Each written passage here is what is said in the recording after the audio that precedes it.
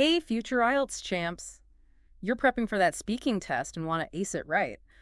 Well, we're diving deep into a guide that reveals those sneaky mistakes that can trip you up. And how to avoid them, of course. Exactly. Think of this as your shortcut to a higher band score. I am so excited to be here. We are too. So this guide we found is called IELTS Speaking Mistakes and How to Avoid Them. Catchy, right? I know. It's super practical, and that's what we love. All right, so the first mistake the guide tackles, it's something that seems pretty basic, actually. Giving short answers. Oh, yeah, we all know someone who does that. I know, I've definitely been guilty of it.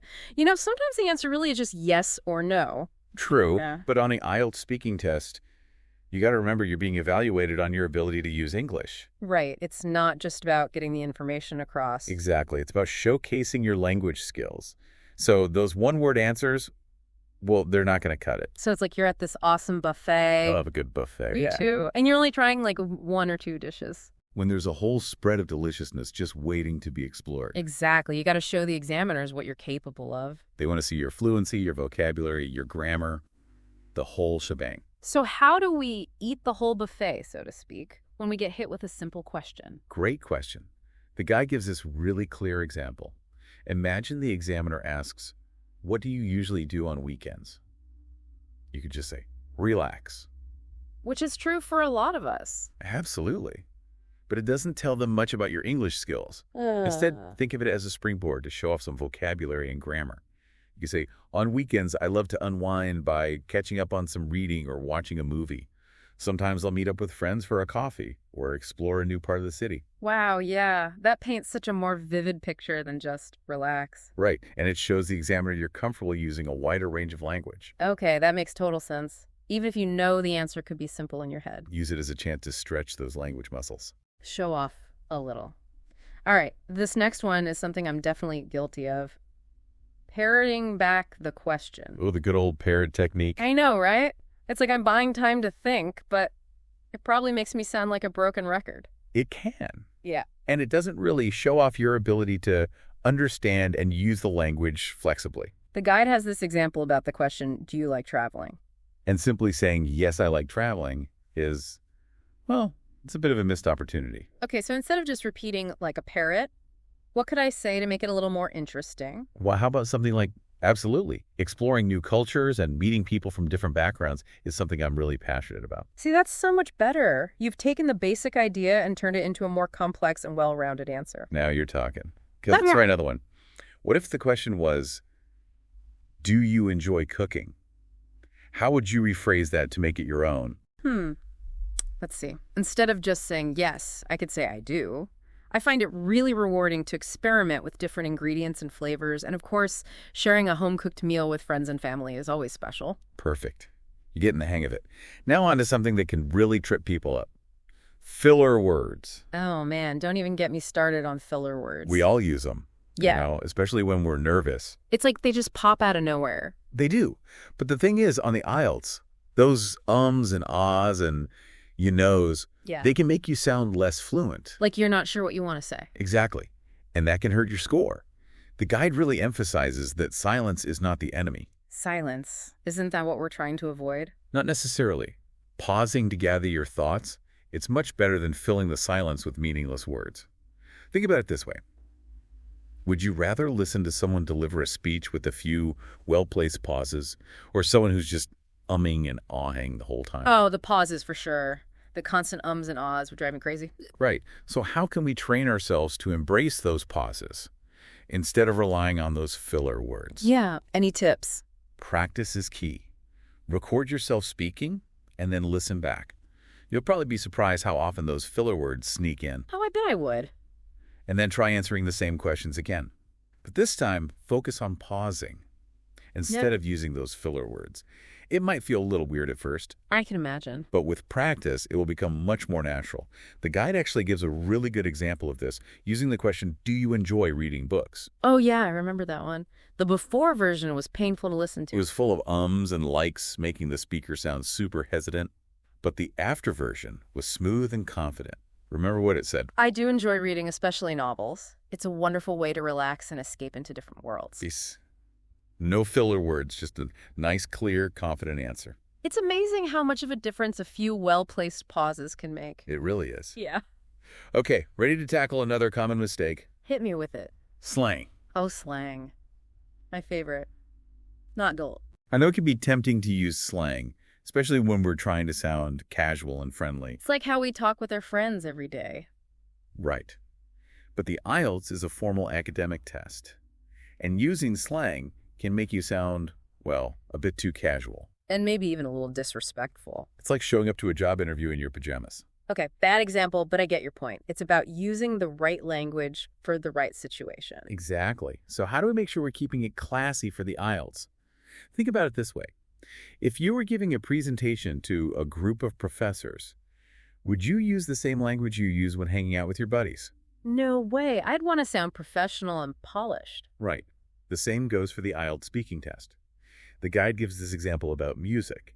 Instead of saying, yeah, totally into music, it's like super cool. Which is something I might actually say. You could say something like, yes, I have a strong interest in music. I find it fascinating how it can evoke such a wide range of emotions. Oh, okay. Much better. Still enthusiastic, but way more appropriate for the setting. Exactly. And it's not just about avoiding specific slang words. It's about using more formal vocabulary and sentence structures in general. So instead of saying, I'm really into, you can try using phrases like, I have a strong interest in, or I'm particularly passionate about. That's a good tip. It's like giving my language a little upgrade. All right, let's move on to another challenge. Pronunciation. We've all stumbled over a tricky word or two, I'm sure. But on the IELTS, clear pronunciation is essential. Yeah, if the examiner can't understand what you're saying, you're not going to get a good score. It's like if you're giving someone directions and you mispronounce a street name, they're going to end up lost. True. And no one wants to get lost on the IELTS. Remember that example the guide gave with the word comfortable? Ah, yes. It's not comfortable. But comfortable. Simple, right? But it's easy to slip up, especially when you're under pressure. So how can we make sure we're pronouncing words correctly? Well, practice is key, of course. Use online dictionaries with audio pronunciations. Those are super helpful. They are.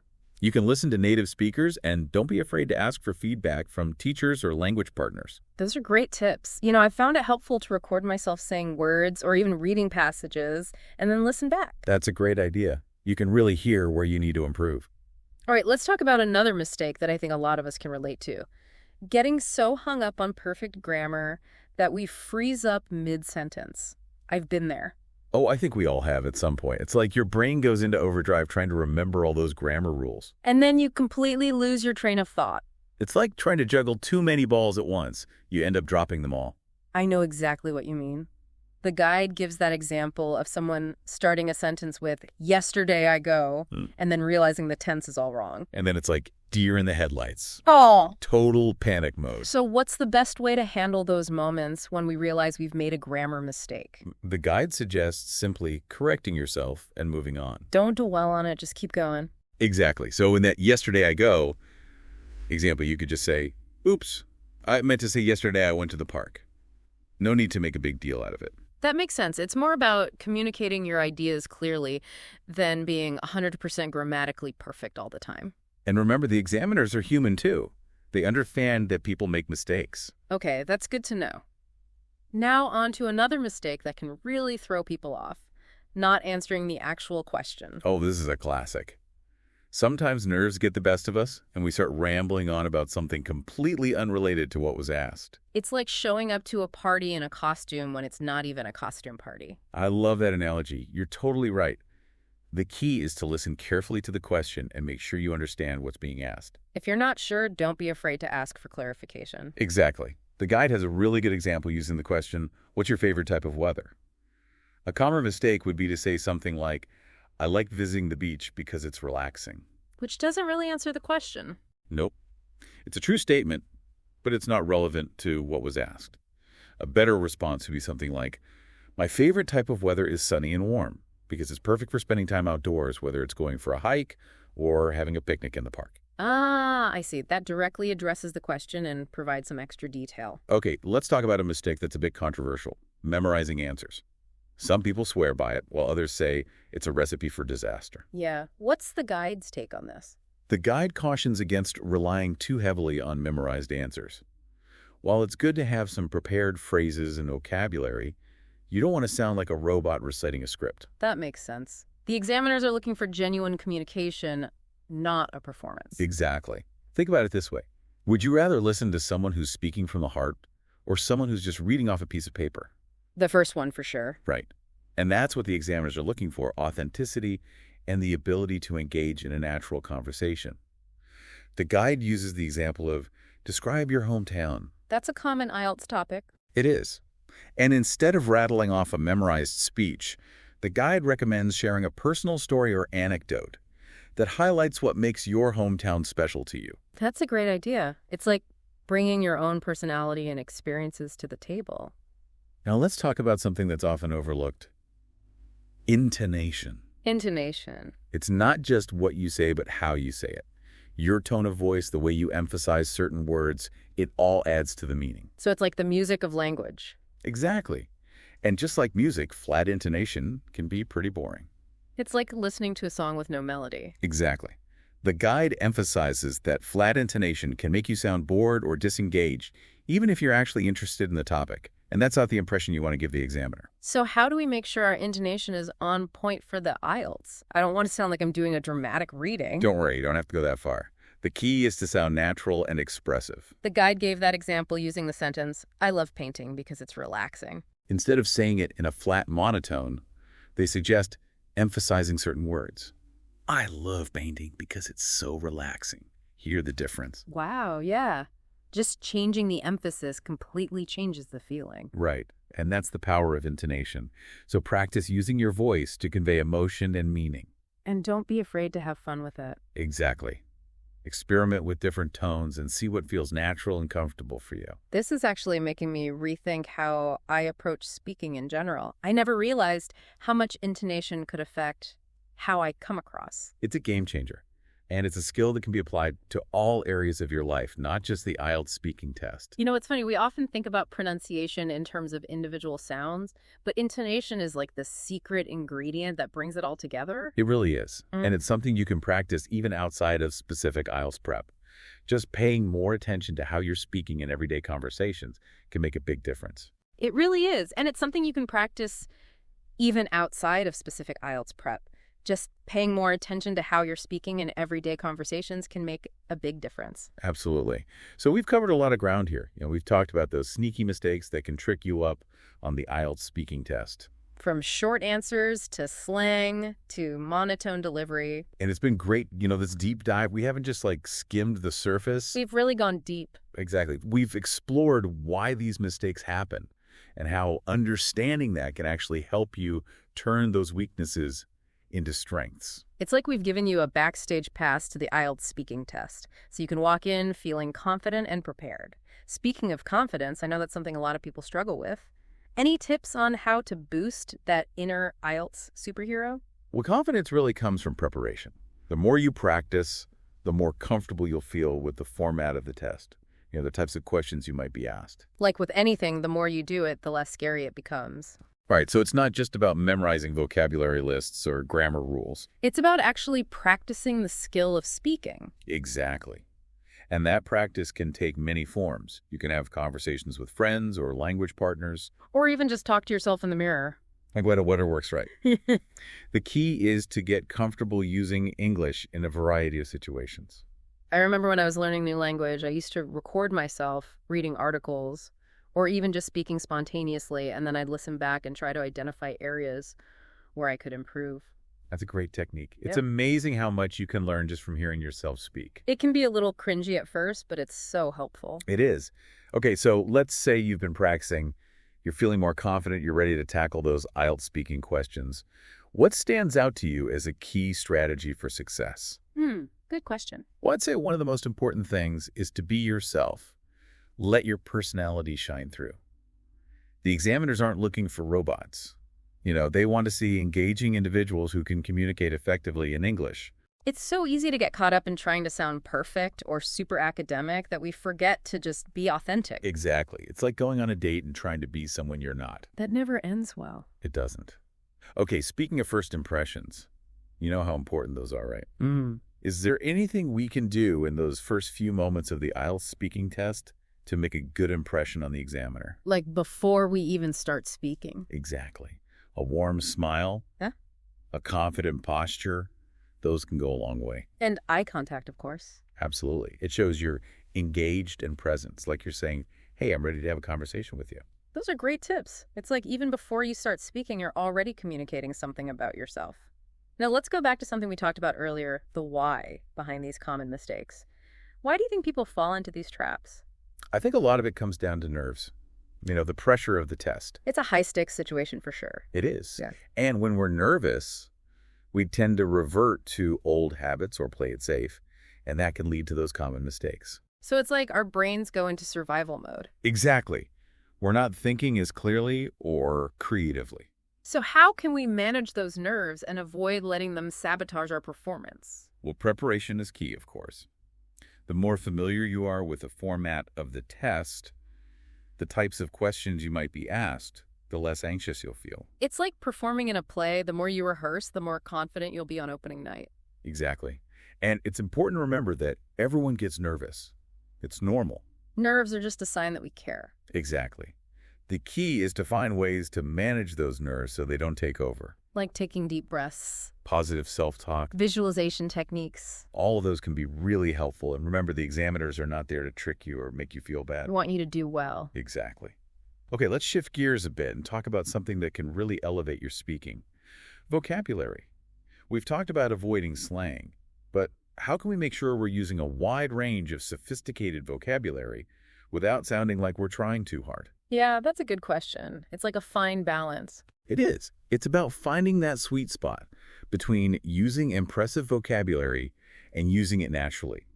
Don't just throw in big words for the sake of it. Make sure they fit the context and flow smoothly with your overall speech. So it's not about memorizing a list of fancy words. It's about being able to use them effectively in a real conversation. Exactly. Think of it like adding spices to a dish. You don't want to overdo it and make it taste strange, but a few well-chosen spices can really enhance the flavor. I love that analogy. So how can we build up that spice rack of vocabulary? Well, reading is a fantastic way to expand your vocabulary. Choose texts that are slightly above your current level and pay attention to how words are used in context. And what about keeping a vocabulary notebook? That's a great idea.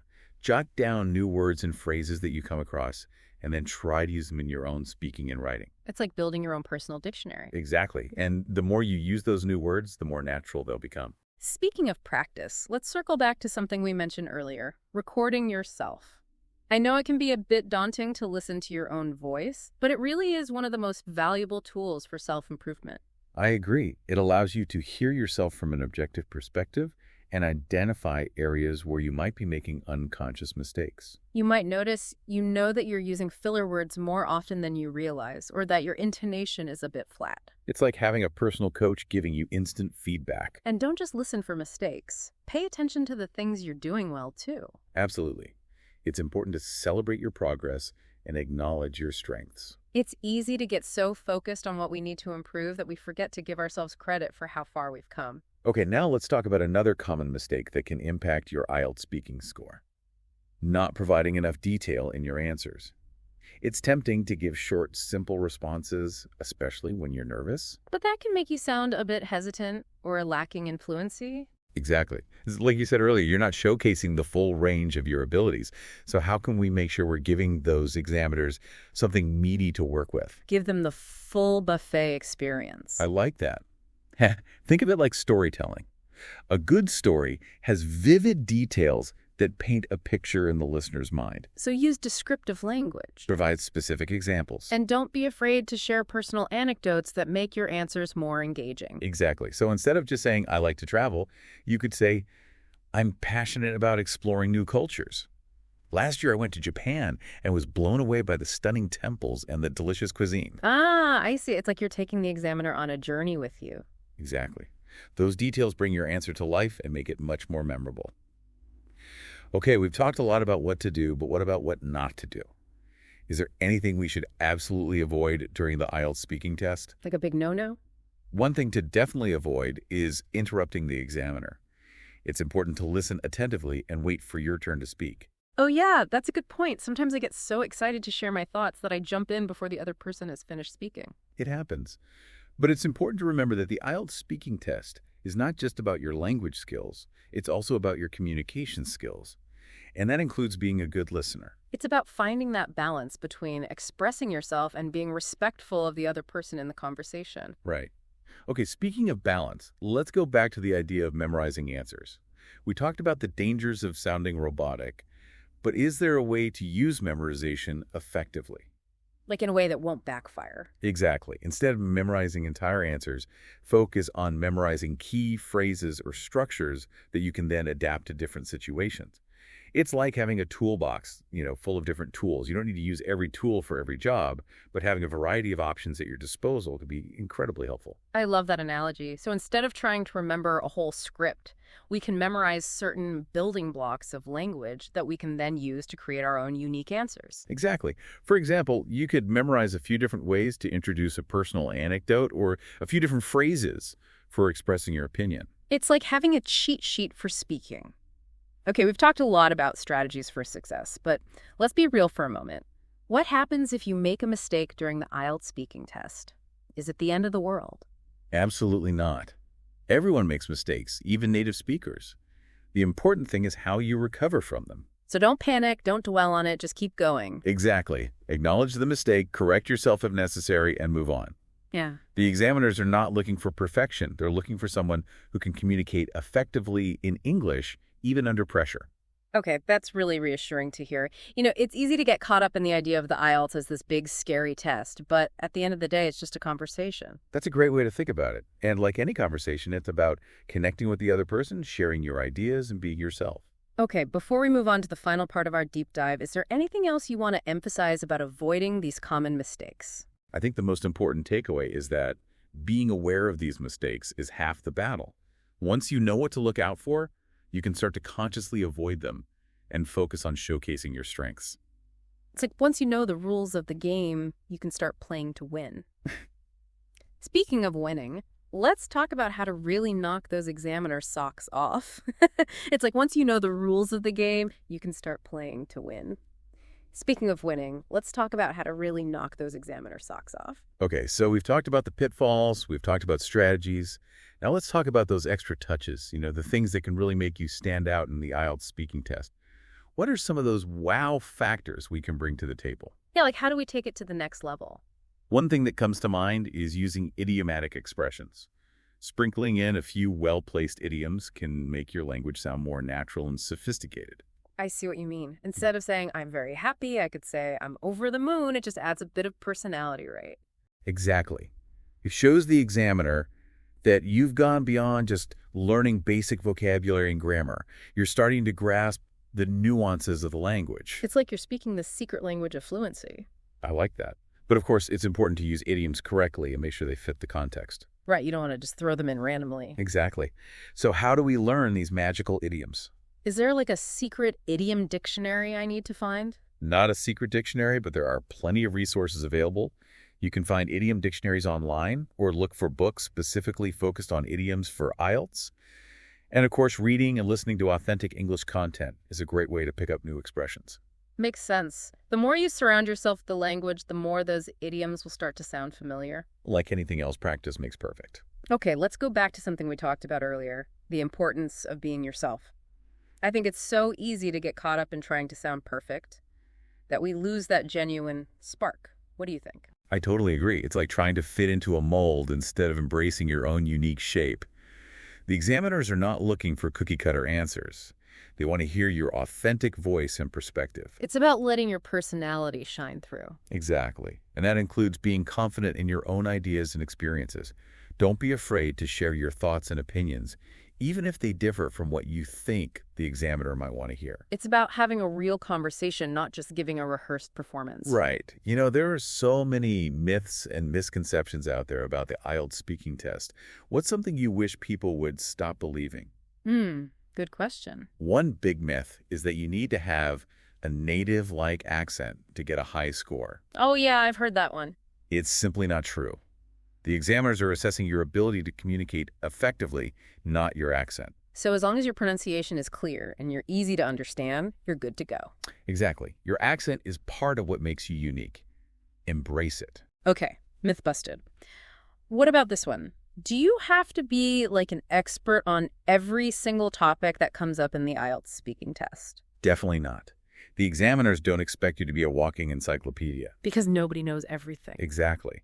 It's more about your ability to think critically, express your ideas clearly, and support your opinions with relevant examples. So even if you're not familiar with a specific topic, you can still have a thoughtful discussion about it. Right.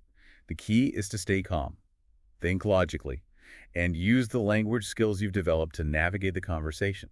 Now let's talk about grammar. We've mentioned it a few times already, but how can we make sure our grammar is on point for the IELTS? It's all about finding that balance between accuracy and fluency.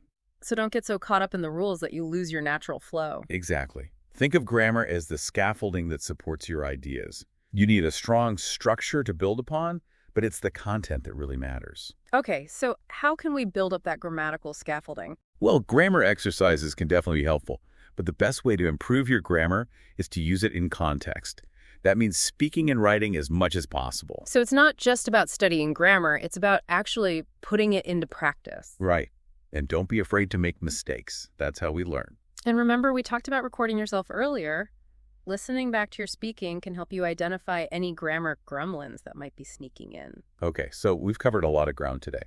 We've talked about avoiding common mistakes, showcasing your strength, and most importantly, being yourself. What's one final piece of advice you'd give to someone who's about to take the IELTS speaking test? Relax, breathe, and trust yourself. You've prepared for this, you've practiced, you've got this. I love that. It's so easy to get caught up in the pressure of the test, but ultimately it's just a conversation. Exactly. Remember, the IELTS speaking test is an opportunity to showcase your amazing English skills. So embrace the challenge. Have fun with it. And let your personality shine through. We believe in you. All right, that's a wrap for this deep dive. We hope you found it helpful as you prepare for your IELTS speaking test. Good luck out there, future IELTS champs.